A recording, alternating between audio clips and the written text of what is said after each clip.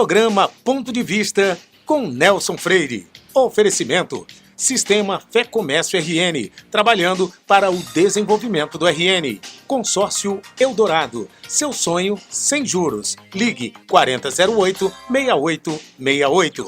Sicredi, gente que coopera, cresce. Incor, experiência que faz história. Realize, otimizando resultados para a sua empresa. Unimed Natal, 40 anos, cuidando de você. Esse é o plano. O ponto de vista de hoje vai abordar um tema extremamente complexo e instigante. Está havendo aproximação e convergência entre a ciência e a religião? Esse é um assunto que tem suscitado o interesse de muita gente nos últimos anos e em várias partes do planeta. E por estarmos vivendo uma semana muito especial para nós cristãos, a Semana Santa, que lembra o sacrifício de Jesus Cristo há 2000 anos, quando foi morto, crucificado e ressuscitou, segundo a Bíblia, no domingo de Páscoa, essa pergunta torna-se muito pertinente. Pois tanto a ciência como a religião procura dar um sentido à nossa existência, buscando avidamente as explicações sobre questões fundamentais que inquietam o ser humano. E é exatamente para trocar algumas ideias sobre esse controvertido assunto que eu converso neste domingo com o professor Rinaldo Barros, que tem se debruçado muito ultimamente sobre esse relevante assunto. Mas antes de começar a entrevista, eu quero mandar um abraço para os amigos telespectadores Antônio Lima, Adálida Suassuna, Rita Gugel, João Maria, Wanda Novaes e Elias Medeiros.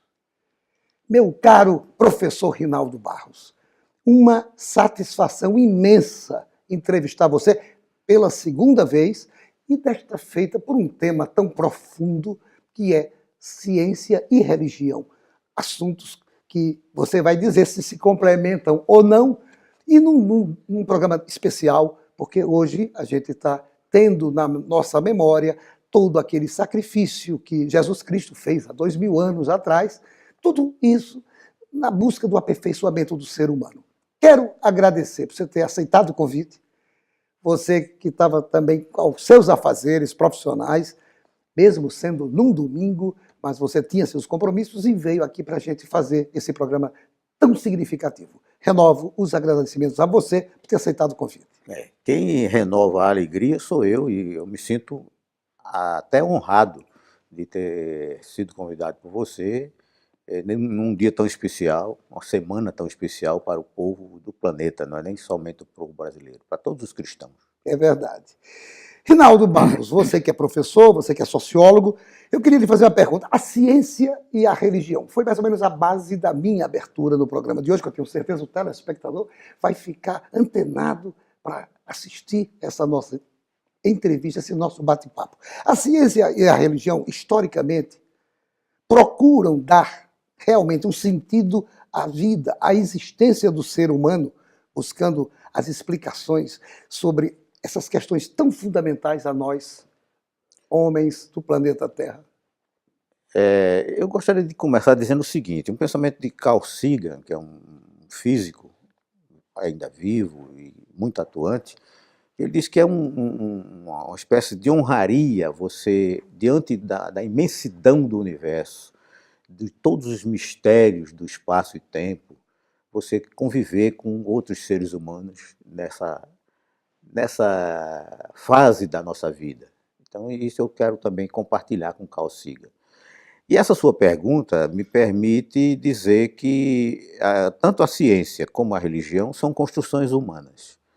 Agora, uma se baseia numa verdade que eu diria absoluta, ou na tentativa de construir essa verdade absoluta, ou manter essa verdade absoluta, e a outra se baseia numa verdade relativa.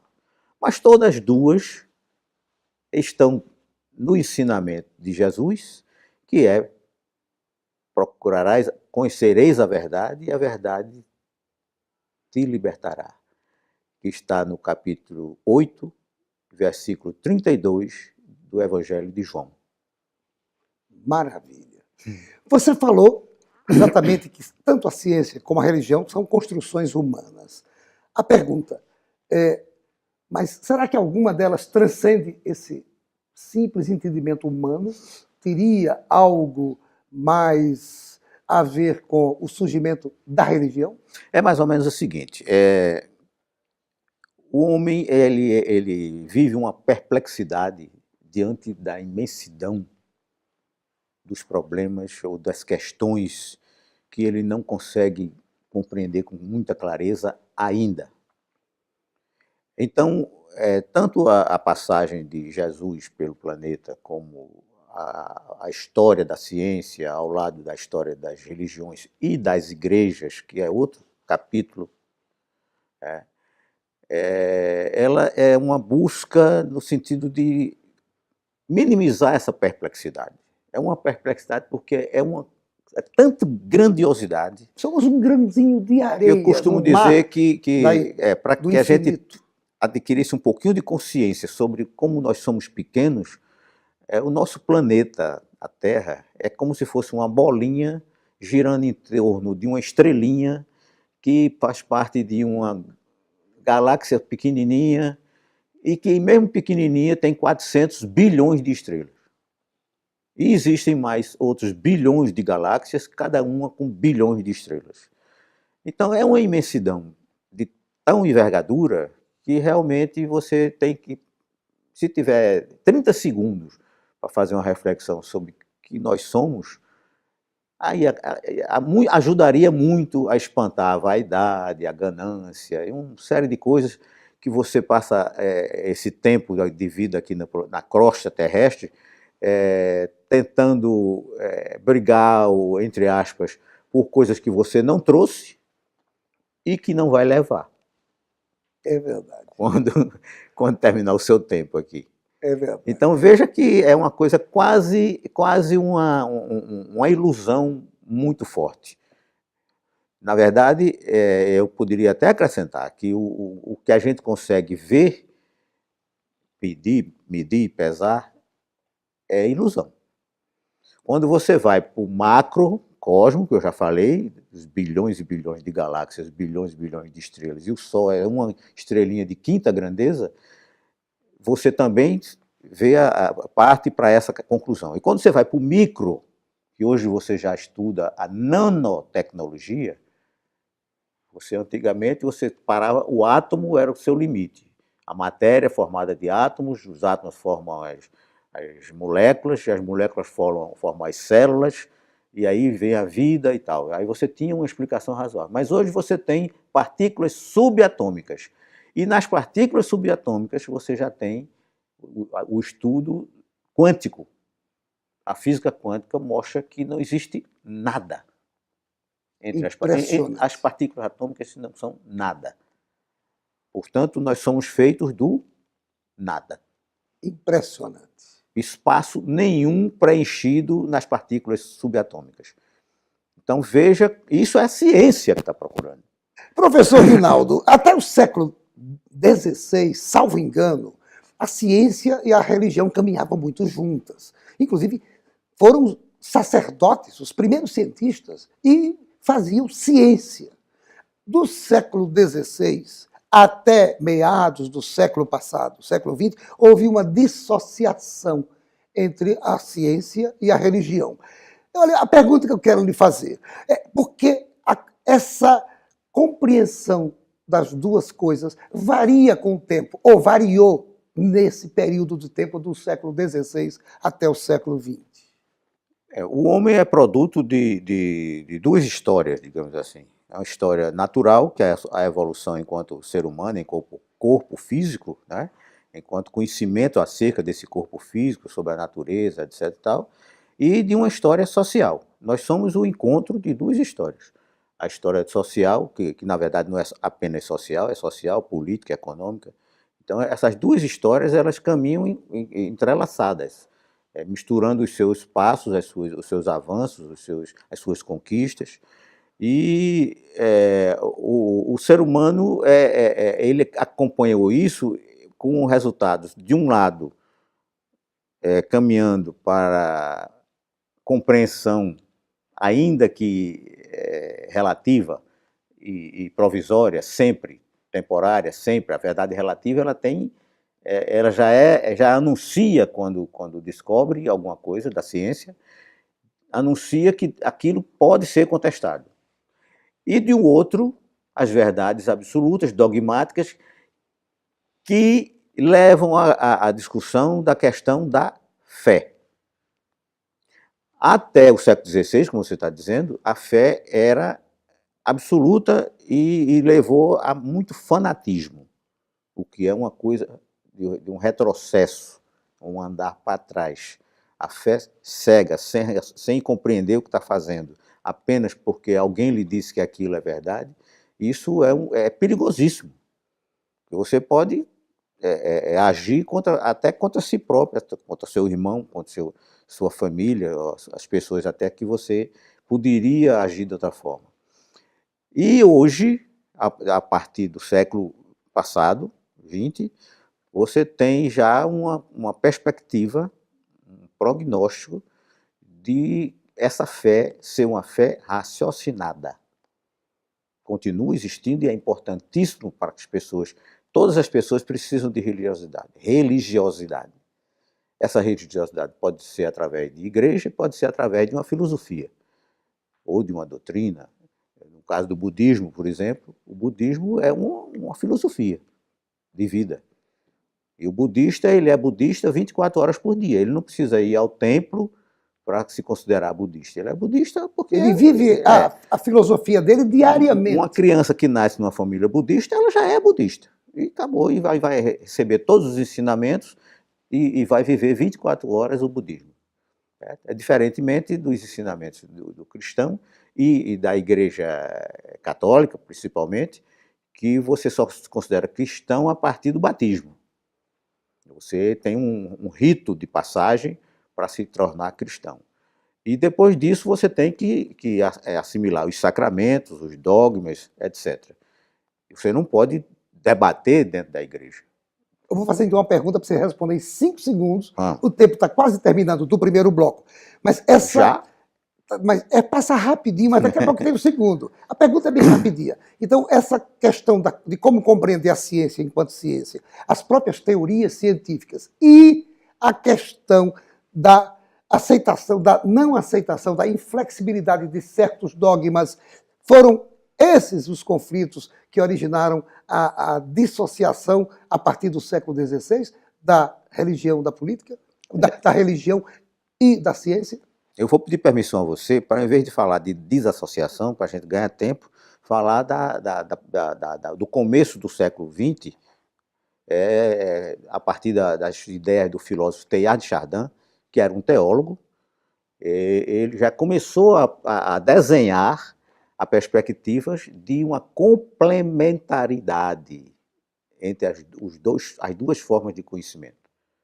Então, Teilhard de Chardin inaugurou, digamos assim, o debate sobre a possibilidade de que os dois tipos de conhecimento, ou de busca do conhecimento, serem complementares, e não de dissociação.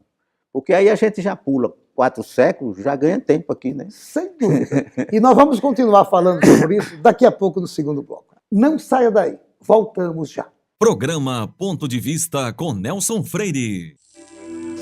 Fazemos juntos. Primeiro por instinto, e depois, quem sabe, por amizade, por carinho, e também por tradição, por amor, por você e por cada um de nós. Fazer juntos, porque gente que coopera, cresce.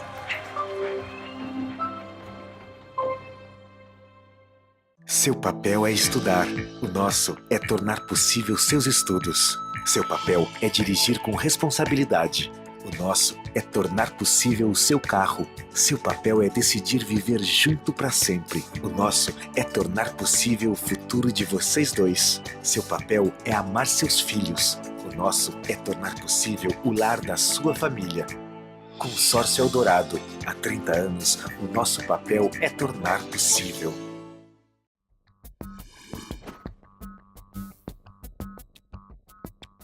Com uma infraestrutura moderna, o Senac oferece mais de 30 opções de cursos no segmento de saúde. Pioneiras no Rio Grande do Norte, as habilitações técnicas em áreas como podologia e estética são diferenciais da instituição. Também se destacam cursos de enfermagem, saúde bucal e o novo técnico em ótica, além de qualificações como massagista, cuidador de idoso, primeiros socorros e agente de combate às endemias. Os laboratórios do Senac contam com equipamentos de última geração e estão estruturados de maneira que o aluno possa vivenciar situações reais no ambiente de trabalho. Multiplique suas chances. O Senac tem as ferramentas que você precisa para transformar o que você gosta de fazer em uma atividade de sucesso. Senac, uma instituição do Sistema Fé Comércio RN.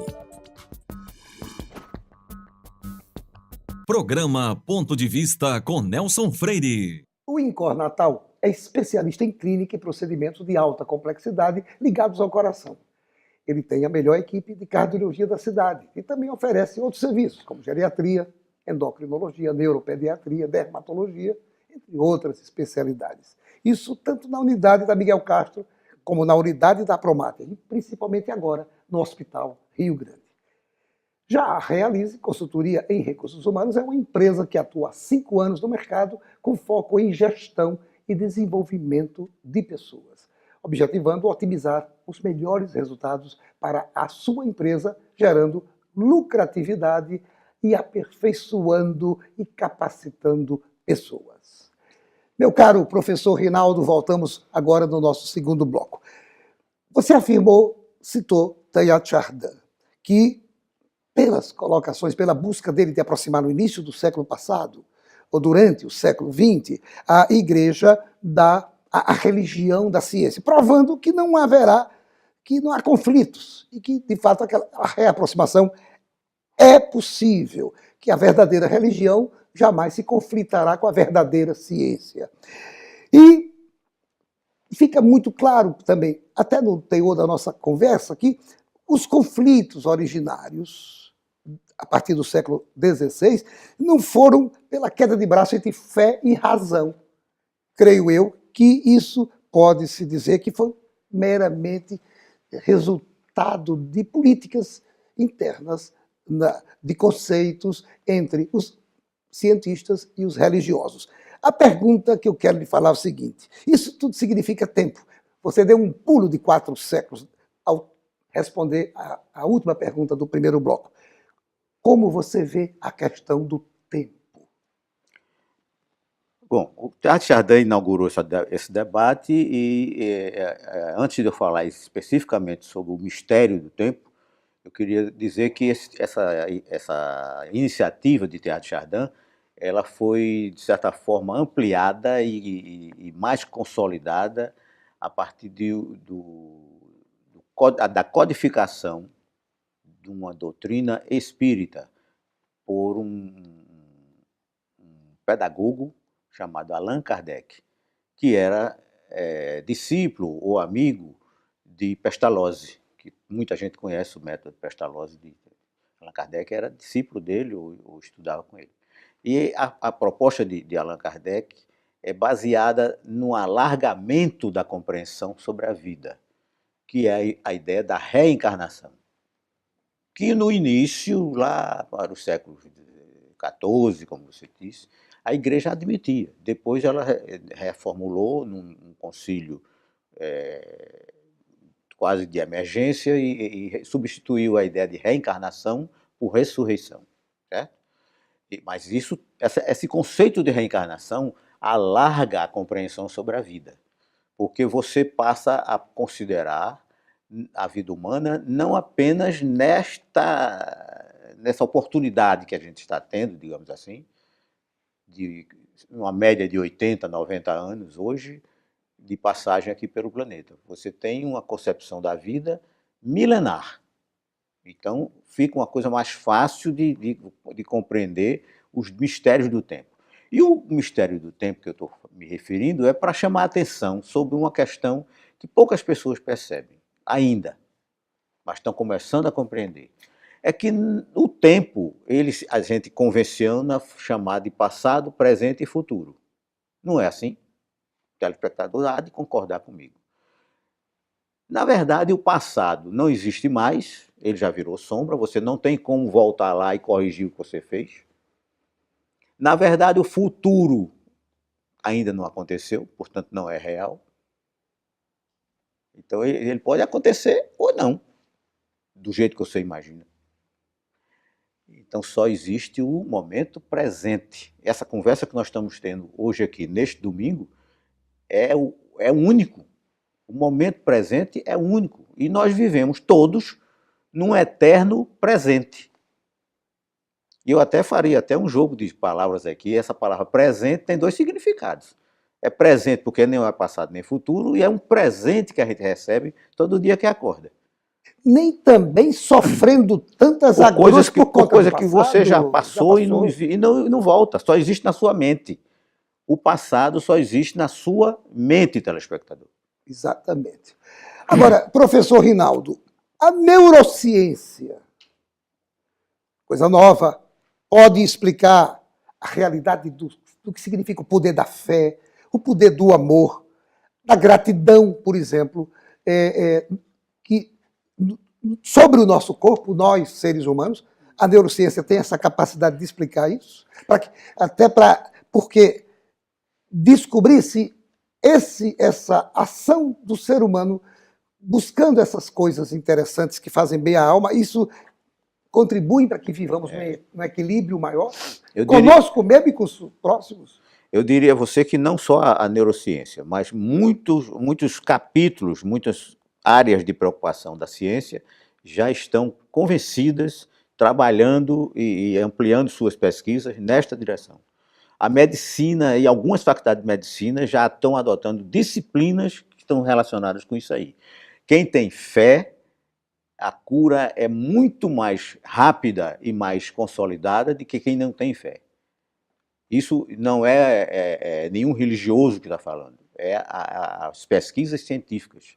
Então, quem faz o bem, ele se sente melhor, liberando até alguns hormônios importantes, como a endorfina, dopamina, etc. O que vai fazer bem geral sobre todo o organismo e que revigora a sua mente. Você, às vezes, tem um tempo cronológico de vida de X anos, mas, na verdade, quando você faz o bem, você se revigora de tal forma que você passa a agir como uma pessoa muito mais jovem. Então, isso é ciência, é busca, é pesquisa científica. Então, eu diria a você que não só a neurociência, mas muitos outros capítulos dos estudos científicos estão comprovando isso.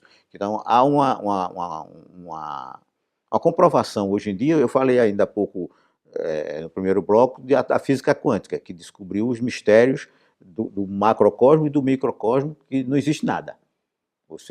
Na verdade, aquilo que Exupéry dizia, o essencial é invisível aos olhos. Então, tudo que é essencial não existe que você possa pegar e medir. E os seus olhos são cegos para aquilo que realmente existe. Os nossos olhos, né? Eu não vou me excluir, evidentemente. Então, essa pergunta aí eu poderia ter respondido com uma palavra: sim. Isso tudo mostra que esse caminho da complementariedade é real. É válido dizer, então, Rinaldo, que a ciência trata das questões naturais, experimentáveis, enquanto a religião trata das respostas aos problemas existenciais? Eu diria que a ciência hoje já não dá para dizer, não dá para simplificar dessa forma. A busca, a pesquisa científica hoje, ela já ampliou muito mais. Isso era verdade na época da ciência positivista. Aquela de Augusto Comte. De vários pilares. Augusto Comte, de Euclides, a geometria euclidiana, etc. A partir de Einstein, você tem uma revolução. O pensamento de Einstein, ele destrói tudo isso e cria a teoria da relatividade. Então, muda tudo. Então, a ciência hoje ela está absolutamente aberta a pesquisar e a debater qualquer questão, inclusive esse dos mistérios do tempo, inclusive esse da fé, do bem, da pessoa que pratica ou não o bem, aquela pessoa que gosta de si ou não, quais são os efeitos que tem do ponto de vista da neurociência, da psicologia, da sociologia, e etc. Você está me fazendo lembrar uma frase de Galileu Galilei. Galileu Galilei disse o seguinte, disse, a ciência diz como vai o céu, enquanto a religião diz como se vai ao céu. Mesmo com a física quântica, mesmo com Einstein, mesmo com esses avanços, a lei da relatividade, essa frase ainda pode ser considerada válida no século XXI? Não, a autoridade de Galileu é muito grande, né? Então é um gigante. Então, na verdade, eu acho que a frase vale, mas eu poderia atualizá-la. Eu me referi ainda há pouco à obra de Allan Kardec, que consolidou a doutrina espírita, que um dos livros que Allan Kardec escreveu, ele escreveu 5, chama-se O Céu e o Inferno.